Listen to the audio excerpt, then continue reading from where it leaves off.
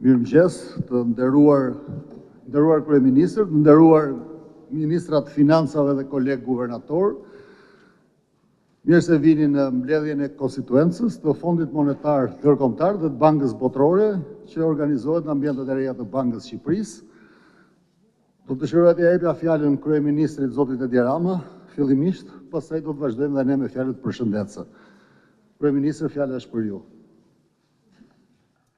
Thank you for coming and Faleminderit që I erdhët. want to be very short, not because I have to Dua leave. të flas shumë shkurt, plane, but jo sepse because më duhet të largohem për të marrë I avionin, am por sure you are in the best hands we have. sepse jam i sigurt që jeni në duart më të mira që kemi, qoftë Minister and me guvernatorin ashtu edhe me ministrin e financave.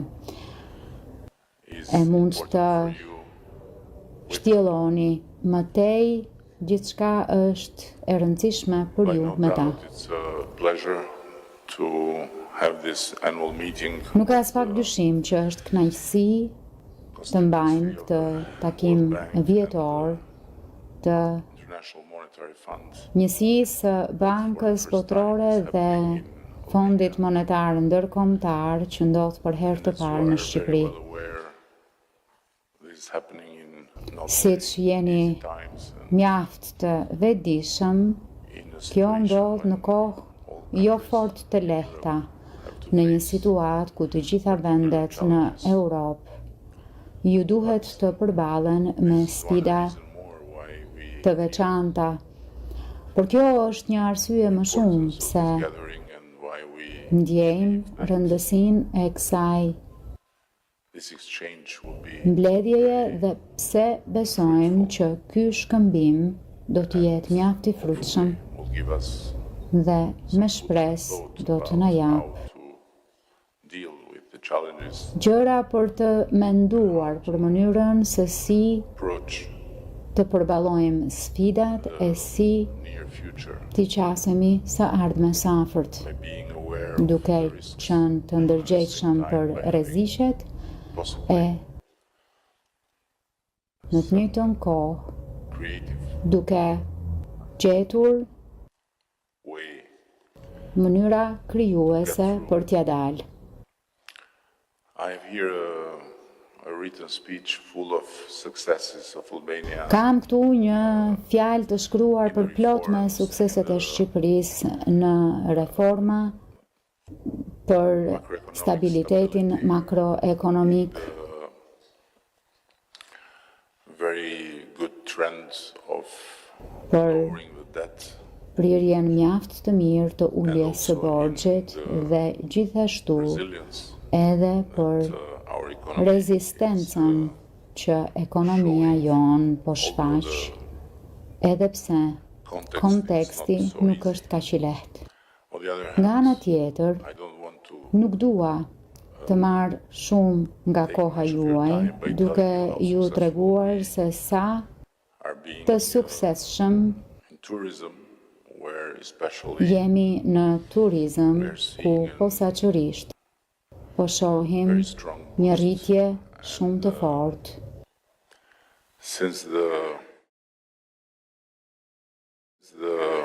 first moment after the pandemic, the numbers are only growing. Qysh prej momentit të parë pas pandemisë, ku shifrat kanë qenë vetëm në rritje. Airports Shqipëria në aeroportin e saj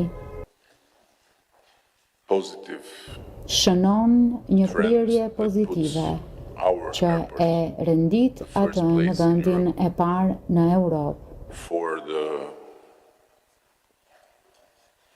level of recovery after the për nga shkalla e rimëkëmbjes pas pandemisë.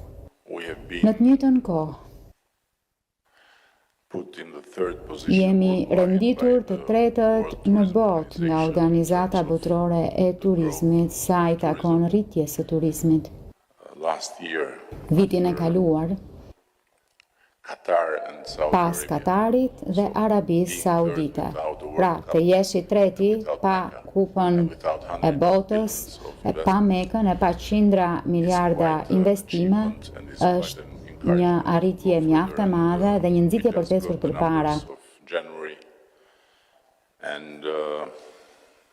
Kemi marrë shifrat e janarit dhe numërojmë thuajse gjysmë milioni turist. Aeroporti ynë ka pasur një performancë edhe më të mirë që ja ka kaluar aeroportit kryesor në rajon atë të Beogradit. E nëse janari ishte kaq pozitiv, mund të vetëm ta imagjinojmë se si do të jetë sezoni i ardhshëm krahasuar me sezonin e kaluar, me rreth 1 milion italianë që erdhën në Bregdetin shqiptar. At the same time, we are Po kështu, encouraged also by ndihemi të inkurajuar numbers nga shifrat e punësimit dhe të papunësisë, edhe pse sfida e madhe mbetet the further increase rritja e mëtejshme e pagave, në mënyrë që të mundemi të frenojmë konkurrencën gjithmonë e më të ashpër që po bëhet për herë më e fortë me vendet e zhvilluara që janë në kërkim të krahut të punës. and the whole financial system of our Dhe gjithë sistemi financiar i vendit tonë do të jetë natyrisht një çështje diskutimeve tuaja të mëtejshme. Unë nuk dua të hyj në hollësi, por ai tregon mjaft elasticitet dhe në të njëjtën kohë a lot of mjaft rezistencë e vazhdimsi. continuity.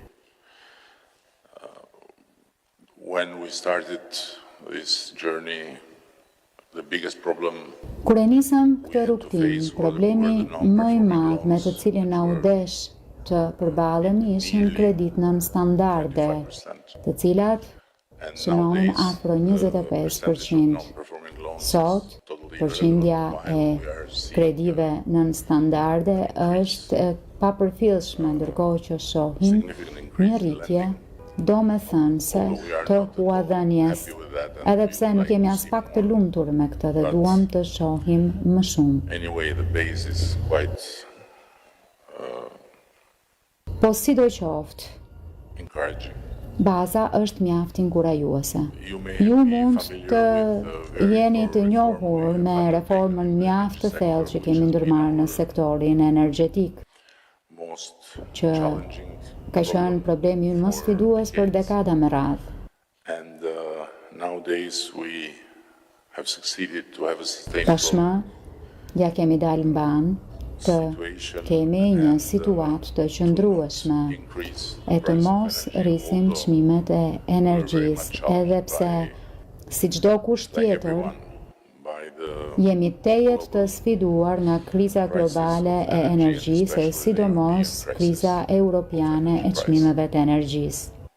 in the meantime, our aim is to Synimi make ynë, our country a ndërkohë, net exporter of është ta energy shndrojmë within vendin 2030. ton në një eksportues neto të energjisë brenda 2030-s, ndaj po investojmë shumë Wind, në energjinë diellore, të erës, the dhe country that duke qenë një vend 100% i cili funksionon me 100% energji të përtëritshme sa i takon prodhimit të energjisë elektrike.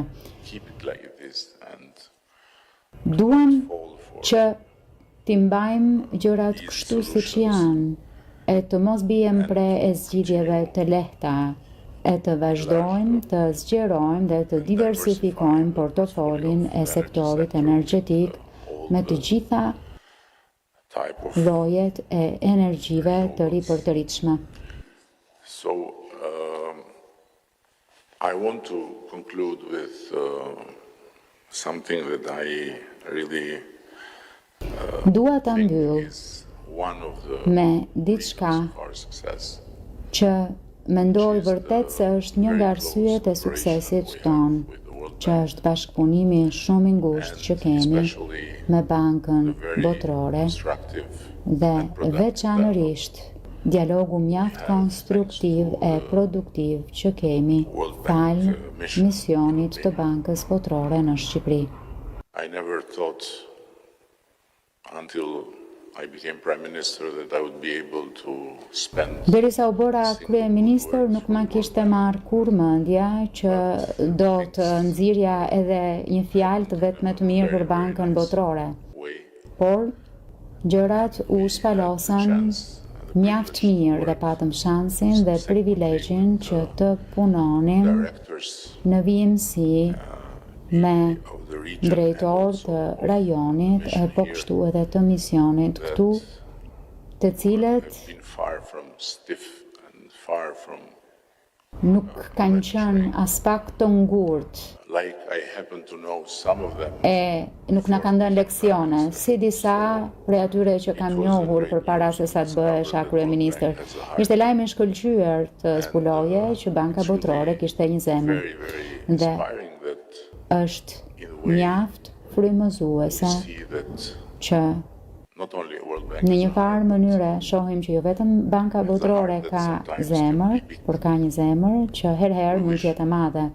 Ne do donim të ishte edhe më e madhe. Po si do qoftë. I very much thank you. Didn't want to Edhe një herë, ju falenderoj shumë. Nuk doja t'ju tregoja se çfarë nuk shkon mirë, sepse jam i sigurt ju mund ta bëni këtë shumë më mirë se unë në shkëmbimin tuaj me guvernatorin dhe me ministrin. Dua t'ju them që jam veçanërisht i kënaqur që njerëzit nga guvernatori dhe përfaqësues të bankave shumë të rëndësishme janë këtu të pranishëm dhe uroj fort që marrëdhënia me bankën tonë të bëhet edhe më e fortë dhe që guvernatori të marrë inkurajim nga ju për të qenë më i guximshëm e për të qenë më krijues në modernizimin e mëtejshëm të sistemit tonë financiar. Faleminderit shumë, më duhet ju kërkoj ndjesë. Too boring, like usually speeches of prime ministers are, especially early morning. Faleminderit shumë, më duhet ju kërkoj ndjesë që më duhet të nxitoj pasi duhet të jem në konferencën e sigurisë në Munich. Dhe siç e dini, të gjithë po nxitojnë për të shkuar atje. Kështu që nuk mendoj se unë do të bëj ndonjë dallim të madh aty, por më mirë të jesh i pranishëm se sa të mungosh. Faleminderit kryeministër, të nderuar ministrat financave dhe kolegë guvernator, më lejoni edhe një herë t'ju uroj mirëseardhje në këtë takim të përvitshëm të konstituencës sonë përbashkët me Fondin Monetar Ndërkombëtar dhe Bankën Botërore, takim i cili zhvillohet në ambientet e reja të Bankës së Shqipërisë. Kryeministri do të largohet, pasi po vazhdoj me atëherë. Ky është takimi i konstituencës i cili zhvillohet në ambientet e reja të Bankës së Shqipërisë. Po ashtu dëshiroj të theksoj se është një kënaqësi e veçantë për ne, gjithashtu flas dhe në emër të Ministrit të Financave të Republikës së Shqipërisë, të kemi mundësinë të përshëndesim hapjen e këtij eventi nën petkun e vendit mitpritës, pasi eventi është i organizuar nga Fondi Monetar Ndërkombëtar dhe Banka Botërore. Të nderuar pjesëmarrës, realiteti ekonomik i viteve të fundit ka qenë sfidues. Pandemia e viteve 2020-2021 dhe pasojat ekonomike të agresionit ushtarak të Rusisë ndaj Ukrainës kanë qenë mjaft serioze. Megjithatë, besoj se shpreh një opinion të përbashkët kur theksoj se rezistenca e ekonomive dhe e shoqërive tona ndaj tyre ka qenë e admirueshme. Në veçanti përballë një konteksti global të karakterizuar nga rritja e shpejtë e çmimeve, e pasigurisë dhe kostove të financimit, ne kemi arritur të sigurojmë ritme pozitive të rritjes ekonomike, të punësimit dhe të pagave, kemi bërë progres në drejtim të reduktimit të inflacionit, si dhe kemi ruajtur stabilitetin e përgjithshëm ekonomik dhe financiar të ekonomive tona.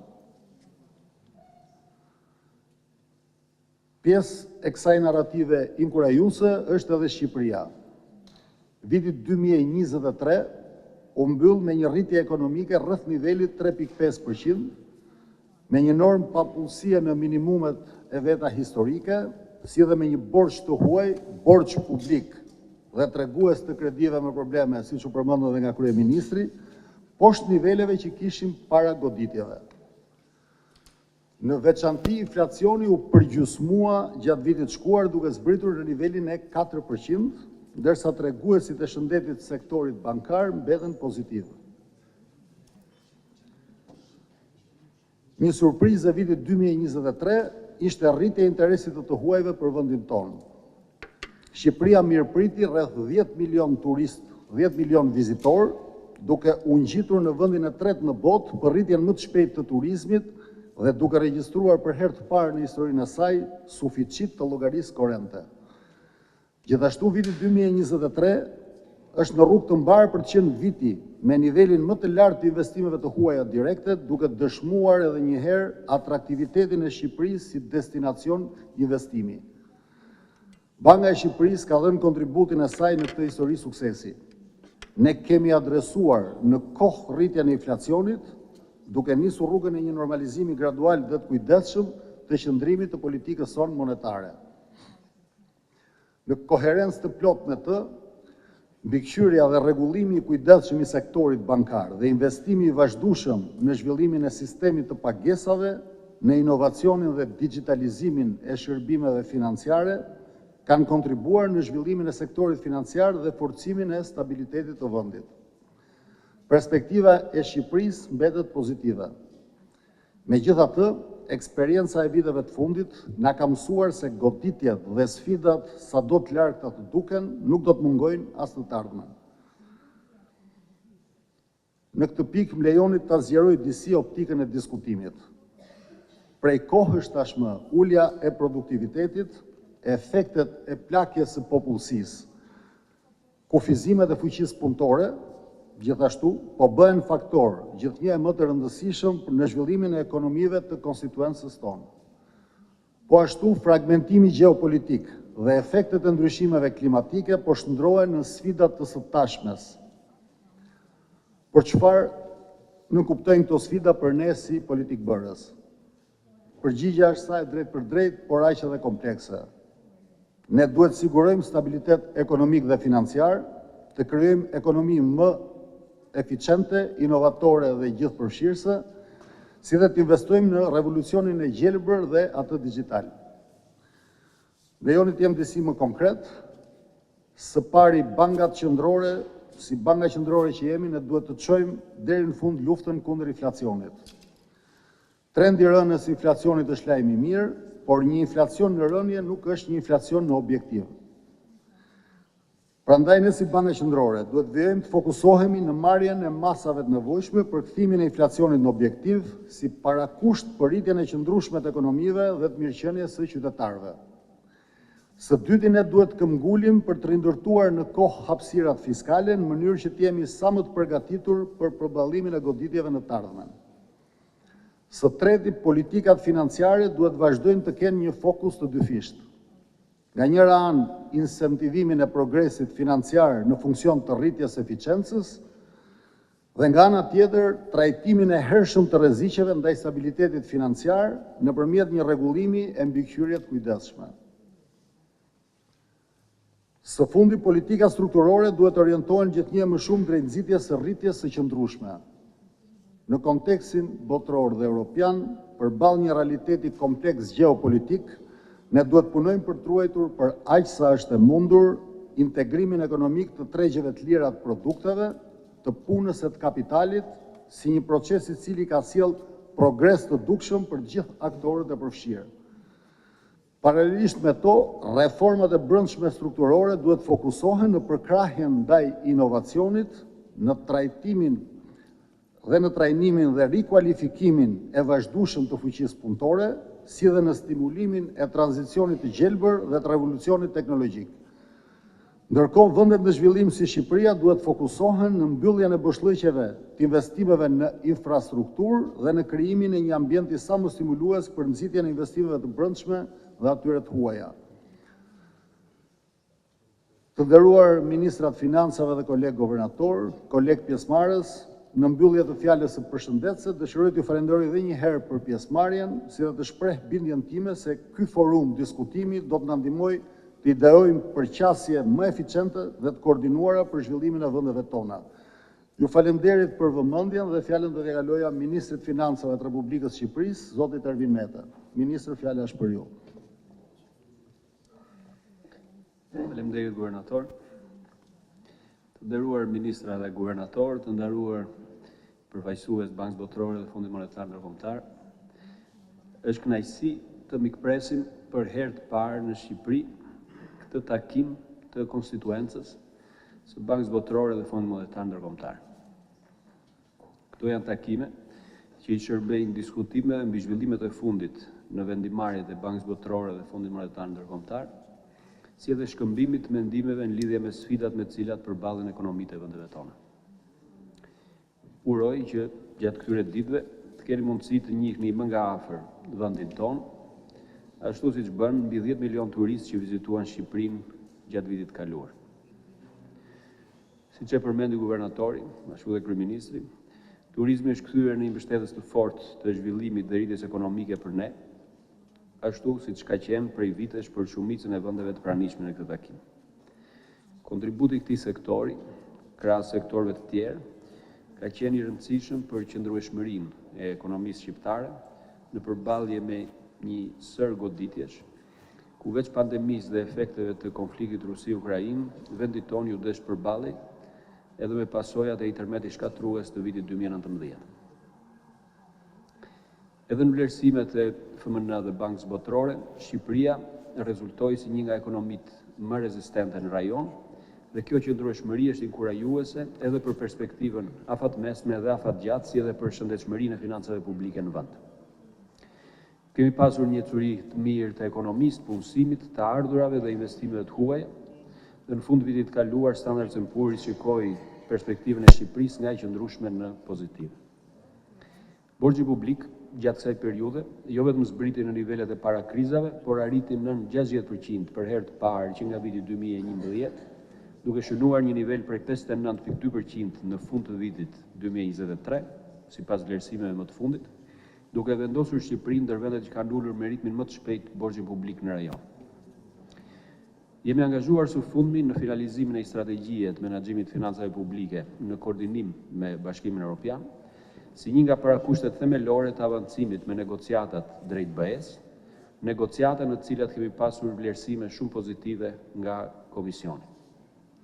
Rekomandimet që kanë rezultuar nga këto negociata, së bashku me grupin e reformave që presin të dakordçojmë me Komisionin si pjesë e planit të rritjes së vendeve të Ballkanit Perëndimor, besoj do të jenë shtysa të rëndësishme për integrimin e tregjeve, për shpejtimin e rritjes ekonomike dhe të konvergjencës së rajonit me vendet e BE-s. Pjesë e reformave të menaxhimit të financave publike është edhe strategjia afatmesme të ardhurave, për të cilën kemi punuar së bashku me FMN, me synim për mirësimin e administrimit fiskal dhe efektshmërinë e politikave tatimore. Në dinamikat komplekse të zhvillimeve gjeopolitike apo dhe rajonale është rëndësishme që të forcojmë rezervat për përballuar më me efektshmëri sfidat e ardhshme. Objektiv mbetet arritja e një rritje të qëndrueshme, gjithëpërfshirëse, por tashmë edhe të gjelbër. Shqipëria dhe rajoni janë në një pozicion të favorshëm për të realizuar veçanërisht këtë të fundit. Ne kemi vendosur si objektiv transformimin e Shqipërisë në eksportues neto të energjisë, bazuar në zgjerimin e burimeve të rinovueshme dhe synojmë të zgjerojmë investimet e qëndrueshme në të gjithë sektorët e ekonomisë, duke adoptuar dhe kuadër efektiv të taksonomisë së gjelbër. Për një rritje gjithëpërfshirëse kemi nisur një diskutim të thelluar me Bankën Botërore për analizimin e komponenteve të mbrojtjes sociale, me objektivin për të ndërmarrë një qasje reformuese edhe ndaj sistemit të pensioneve. Gjithashtu, politikat ndaj mbrojtjes kapitalit njerëzor dhe nxitjes punësimit mbeten thelbësore veçanërisht për gratë dhe të rinjt. Kemi vendosur po ashtu si objektiv inovacionin, digitalizimin dhe përdorimin e inteligjencës artificiale, që është edhe një nga temat e diskutimit sot dhe do të jetë një nga elementet që e ardhmja na dikton ta vëmë në funksion të rritjes produktivitetit dhe rritjes së qëndrueshme ekonomike. Të nderuar ministra dhe guvernator, sfidat për cilat po diskutojmë nuk janë të reja, as të veçuara dhe janë shumë të ndërlidhura mes vendeve pavarësisht madhësisë së tyre. Në këtë frym, mendoj se ndarja e mendimeve sot dhe shkëmbimi i eksperiencave do t'i vlejë adresimit sa më efektiv të këtyre sfidave. Shumë faleminderit. Faleminderit i nderuar ministër. Po vazhdojmë fjalën ja kalojmë zotit Federico Giamusso, që është drejtor i ekzekutiv pranë Fondit Monetar Ndërkombëtar në konstituencën ku bën pjesë dhe vendi ynë Shqipëria. Federico, fjalës për ju. Good morning, everybody. Thank you all authorities, and especially let me thank the Albanian authorities, Minister Seiko, Governor Seiko, Minister Mete, and we were also honored by the presence of Prime Minister Rama. Just a few words to tell you that this is the 6th meeting of our constituencies, because the constituencies are not exactly the same in the two institutions. And we meet on a yearly basis to discuss recent developments and future prospects in our two institutions, which clearly, both recent developments and future prospects are pretty much shaped by global juncture, the state of the global economy, and we already heard it in the first introductory remarks, but will become clear also in the continuation of these meetings. The key purpose of the constituency meeting is to update from our side, I mean from the office in the IMF and the World Bank, to update our capitals, let's say on developments, but also in Washington, but also to get inputs from you to us, so we can better inform our position when we are at the board. I would stop here, but let me at the end say that last but not least, we will also have two very interesting focus seminars on artificial intelligence and on energy in Africa, presented by two colleagues from the staff of the fund, Artificial Intelligence, and of the World Bank on energy in Africa. And that's it. I would stop here, and I would hand over, I think, to Matteo, right? Thank you, Federico. I will pass the word to Mr. Matteo Bugameli, drejtor ekzekutiv i Bankës Botërore, pasi aktiviteti është organizuar nga Fondi Monetar Ndërkombëtar dhe Banka Botërore, e mbledhjet e konstituencës. Zoti Bugameli është drejtor ekzekutiv i konstituencës në Bankën Botërore, ku bën pjesë dhe Shqipëria. Matteo, is for you, please. Thank you, and good morning. Also, my warm welcome to all of you at this sixth constituency meeting. To start, I would also like to thank the Albanian authorities, the Finance Minister, Mr. Mete, and the Governor of the Central Bank, Mr. Seiko, for hosting us today. Also highly honored for the presence of the Prime Minister, Edi Rama.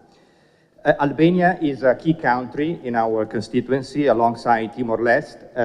Albania contributes to enrich the perspective of our chair, adding the voice of a borrowing country on the World Bank capacity to help client countries achieve desired outcomes through financing and knowledge. In the current juncture, Albania is of an even more important value for at least two reasons. The first one is its leadership in strengthening the collaboration in the Western Balkan region in the context of the accession to the European Union, and I think that the World Bank can really help the Western Balkan countries in these objectives. The second one is related to the World Bank Evolution Agenda started at the annual meetings 2022. We will talk about it in more details later on, but I would like to emphasize that Albania is exactly at the core of it, being a middle-sized, middle-income country facing vulnerabilities to climate shocks in addition to traditional development challenges.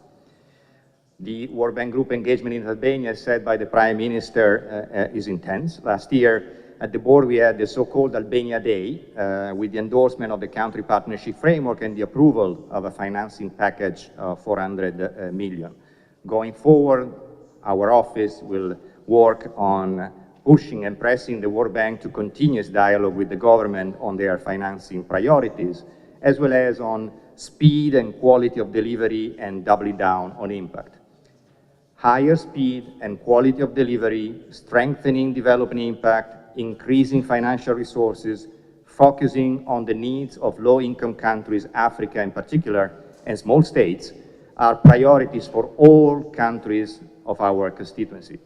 So as Federico Giammusso said, we see these constituency meetings as very effective ways to exchange views in an informal, open, and constructive manner, and benefit from IMF and World Bank knowledge on key topics, and thanks to our participants from the IMF and the World Bank.